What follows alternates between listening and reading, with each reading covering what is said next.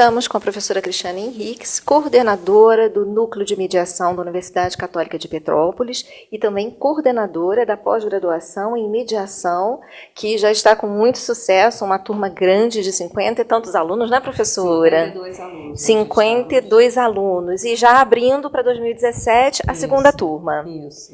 Professora, a mediação está assim, mais acessível, né, à população mais recentemente. Mas, historicamente, esse processo no Brasil, ele é realmente recente ou já tem tempo? Ele só chegou a nós agora? Assim, na verdade, a mediação é um instituto milenar, é muito antigo a história da mediação. Antes de se criar um poder judiciário, antes de se criar uma ideia de estrutura em poder judiciário, quando as pessoas tinham um problema e elas não conseguiam diretamente resolver, elas chamavam alguém dentro daquela própria comunidade, geralmente uma pessoa mais velha, uma pessoa com maior experiência, em quem elas confiassem, e essa pessoa ia tentar ajudá-los a resolver esse problema que elas tinham. Uhum. Na verdade, daí é que surgiu a figura do mediador. Era alguém que era chamado para mediar e intermediar a conversa daquelas pessoas na tentativa de ajudá-las a resolverem, né, o que elas precisavam resolver. E só posteriormente é que se criou uma ideia desse terceiro não apenas auxiliar, mas passou a julgar, e aí, a partir de um dado momento, o Estado avocou para si essa autoridade do julgamento, e aí é que se criou o Poder Judiciário. Aí cria-se o Judiciário, a mediação ficou um pouquinho de lado. Em função de as pessoas acharem que passou a haver uma ideia de que tudo que você tinha de problema, você tinha que levar aí sim para o juiz, e o juiz é que ia dar a solução através de um ato de julgamento, através de um ato de imposição. Uhum. Então, criou-se uma ideia nas pessoas e nas sociedades, e no Brasil especialmente, né, de que era a única forma, era através do judiciário, de resolver os problemas. Mas, na verdade, nunca se proibiu as pessoas de fazerem uso da mediação. E efetivamente institucionalizado, diríamos assim, no nosso país, a ponto, né, de até se tornar aí, de profissionais de várias áreas buscarem a mediação como um caminho profissional e até mesmo as pessoas que precisam, né, de uma mediação buscar como uma alternativa. Essa institucionalização, especialmente no nosso país, ela tem quanto tempo? Então, na verdade, embora nós não tivéssemos uma regulamentação, nós poderíamos usar, mas não havia criado a cultura. As pessoas não sabiam, na verdade, que elas podiam fazer uso da mediação, né? E agora, no final do ano passado, final de dezembro, entrou em vigor uma lei regulamentando o uso da mediação no Brasil. Logo em seguida, agora em março, meio de março desse ano, entrou em vigor também o nosso novo Código de Processo, e aí o Código de Processo, a tônica dele, dentre outras inovações, foi de fomentar, de incentivar o uso da mediação. Então, realmente, hoje, embora a mediação seja um instituto antigo, mas a regulamentação e a institucionalização, como você bem disse, foi feita agora. Na verdade, desde o finalzinho do ano passado, e especialmente agora a partir de março. Mas você implantou o núcleo de mediação na UCP em 2000, se não me engano. Isso. E de lá para cá, uma grande incentivadora, né, dedicada à mediação, e empreendeu essa pós-graduação com muito sucesso. E esta pós-graduação, especialmente realizada na UCP, ela tem um grande diferencial. Qual é, professora? Nós temos, eu diria que dois focos de interesse que têm sido objeto de interesse até pelo próprio Tribunal de Justiça. Um deles é que o que se verifica é que o mediador, embora ele não precise ser nem profissional do direito, nem profissional da psicologia, pode ser um profissional de qualquer área. E, inclusive, para ser mediador extrajudicial, porque existem dois tipos de mediação. A mediação extrajudicial e a mediação judicial, né? Na mediação judicial, a pessoa tem que ter algum curso superior, e já está, algum curso, não precisa ser especificamente nem direito, nem psicologia, nem qualquer curso superior, né? O médico, o engenheiro pode ser mediador judicial? Pode, desde que ele tenha se formado há pelo menos 2 anos e que ele faça uma capacitação que é exigida hoje pelo CNJ para que ele se torne um mediador judicial. E o mediador extrajudicial, que é aquela pessoa que vai ajudar as pessoas a resolverem um problema, mas sem ou evitando, inclusive, a existência de um processo judicial, ele não precisa nem ter curso superior. O que ele tem é que fazer justamente uma capacitação em mediação. Mas o que se verifica é que, para a gente atuar como mediador, existem alguns conhecimentos da psicologia que são bastante bem-vindos e que ajudam muito na hora da mediação. E aí esse nosso curso de pós-graduação, nele nós colocamos um primeiro módulo, são 5 módulos, nós colocamos um primeiro módulo, onde as pessoas fazem uma capacitação dentro da área da psicologia. Então nós temos mais de 100 horas de conhecimentos da psicologia que são dados àqueles alunos, né? E além disso, nós estamos fechando agora um convênio com o Tribunal de Justiça, onde nós estamos trazendo um CEJUSC, ou seja, um Centro Judiciário de Resolução de Conflitos, para dentro da nossa universidade. E aí, por conta disso, nós estamos fazendo no segundo módulo, inclusive neste curso de pós-graduação que nós estamos agora em andamento, nós iniciamos agora esse segundo módulo, onde nós estamos fazendo a capacitação para se tornar um mediador judicial, nos moldes exigidos pelo Conselho Nacional de Justiça. Então, nós estamos dando uma carga horária teórica, como o CNJ exige, para se tornar um mediador judicial, e depois teremos a carga horária prática também para que o aluno possa cumprir todos os requisitos e se tornar um mediador judicial. Então, ele vai ter um curso de pós-graduação e, além disso, aqueles que preenchem os requisitos vão, além de terem um curso de pós-graduação lato sensu, eles também vão se tornar mediadores judiciais. Que bom. Né? E aí, para complementar, também mais uma outra boa notícia, que também, por intermédio do tribunal, eu diria assim, instituição de um CEJUSC. Exatamente, esse CEJUSC, nós estamos criando um polo avançado, é como se fosse uma perninha do judiciário que está sendo colocada dentro aqui da universidade, né?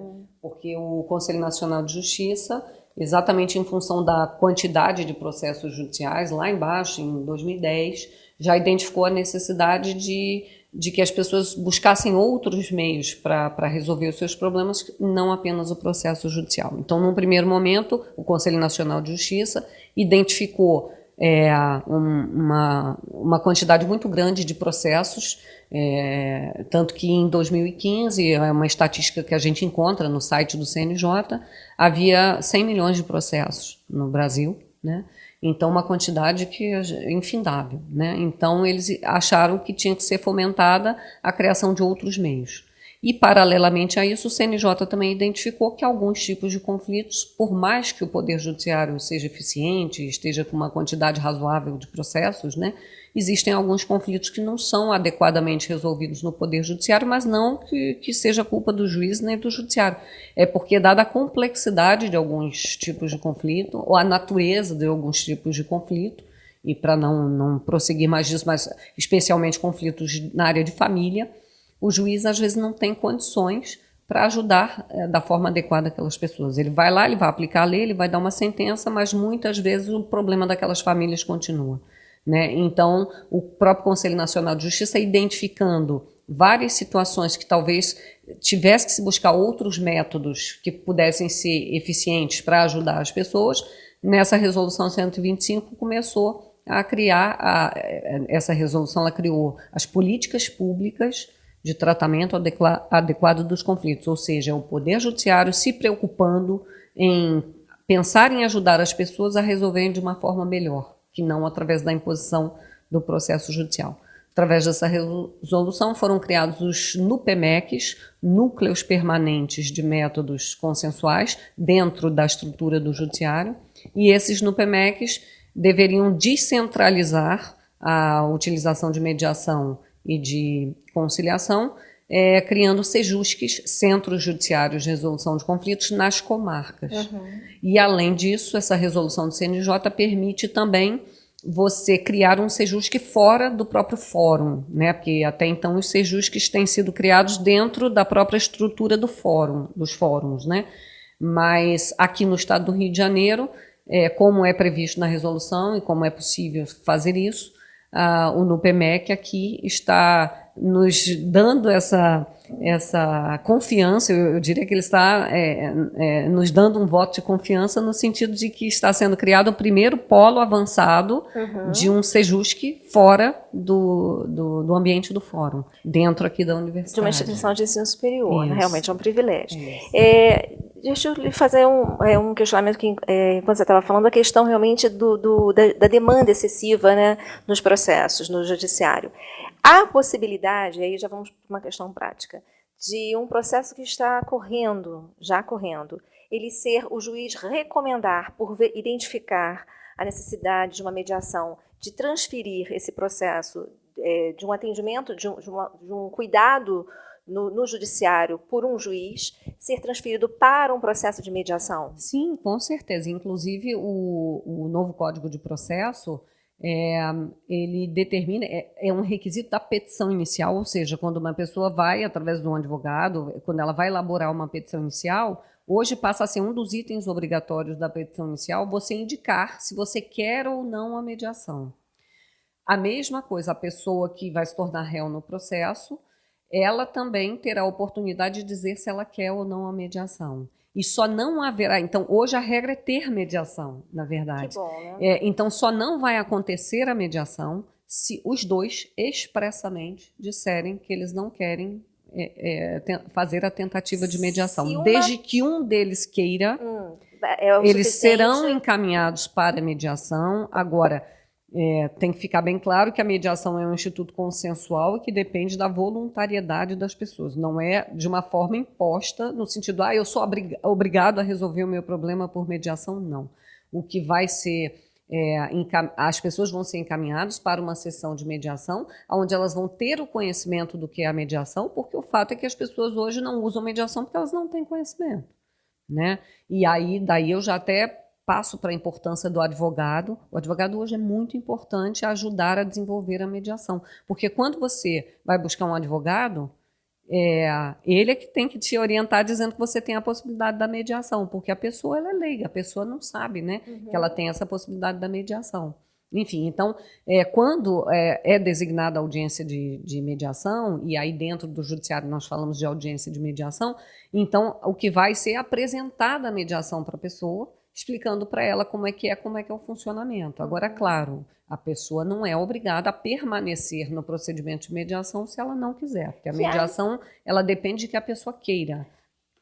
Tem a voluntariedade. Por exemplo, algumas áreas do direito que se permite ou que não se permite mediação? Na verdade, em tese, para todas as espécies de problema, ou praticamente todas as espécies de problema, sejam o que a gente chama de direitos disponíveis, sejam direitos indisponíveis, mas desde que exista alguma possibilidade de consenso, de acordo, de elaboração de um acordo, é possível a utilização da mediação. Na verdade, existem algumas situações, sim, que a gente chama até de situações estruturais, e que aí talvez realmente não seja indicada a mediação, como, por exemplo, uma situação de urgência. Entendi. Você precisa de uma decisão urgente, você precisa se internar amanhã para fazer uma cirurgia de urgência, entendi. E o seu plano de saúde, aí não tem como fazer mediação, porque a mediação vai demandar um tempo que você não tem. Então, nesse caso, você vai precisar de uma providência urgente, uma obtenção de uma liminar do juiz. Este caso não é possível. E você acha que os juízes, em termos de Brasil, que é uma questão realmente de cultura, nossos juízes já estão assim confortáveis para, às vezes, num processo, sugerir o caminho da mediação antes de seguir? Eu acho que o fato de o próprio Poder Judiciário hoje estar incentivando o uso da mediação, o que nós vemos é muitos juízes já... E vendo, né, que a mediação ela realmente é bastante eficiente em determinados casos, a gente vê os próprios juízes com essa consciência já. O que se vê de dificuldade hoje na mediação, eu diria que não é tanto nem os juízes, nem tanto a questão do Poder Judiciário. O problema hoje é a falta de mediadores. Porque justamente aí que nós estamos chegando, né, e daí também a importância do nosso curso de pós-graduação, que nós estamos tendo a possibilidade de fazermos a formação de mediadores judiciais. Porque aqui em Petrópolis, por exemplo, não estão sendo marcadas audiências de mediação por falta de mediadores. Olha só, não tem mediadores. E, na verdade, é uma informação importantíssima, né? Que até pessoas que estão buscando então, caminhos assim, de direito das pessoas, porque hoje o Código prevê, e a lei de mediação, o Código prevê que se um deles quiser, as pessoas vão ser encaminhadas para uma mediação. Mas essa audiência, em muitos casos, não está sendo marcada porque não há mediadores suficientes, né?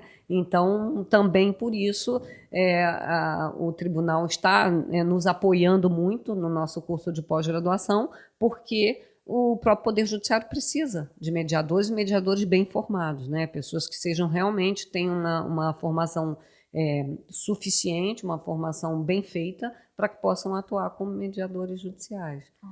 Né? Então, isso significa, aí, já é um belo chamado, né, um convite para a próxima turma de pós-graduação, que será aberta em 2017, pós-graduação de mediação na Universidade Católica de Petrópolis. Professora Cristiane, muito obrigada pelo esclarecimento, e certamente acho que abriu aí os caminhos para muitos futuros profissionais mediadores. É o que nós esperamos, de todas as áreas do conhecimento. De todas as áreas do conhecimento, o que eu acho que é fantástico, né? Exatamente, não é restrito ao profissional do direito, na verdade, qualquer área, qualquer pessoa, no caso, como é um curso de pós-graduação, você tem que ter um curso superior, mas em qualquer área.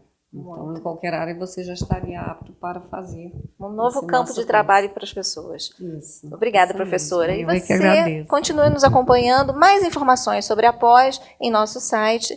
E você continua conosco no nosso canal UCP Online, também na nossa página. Até a próxima.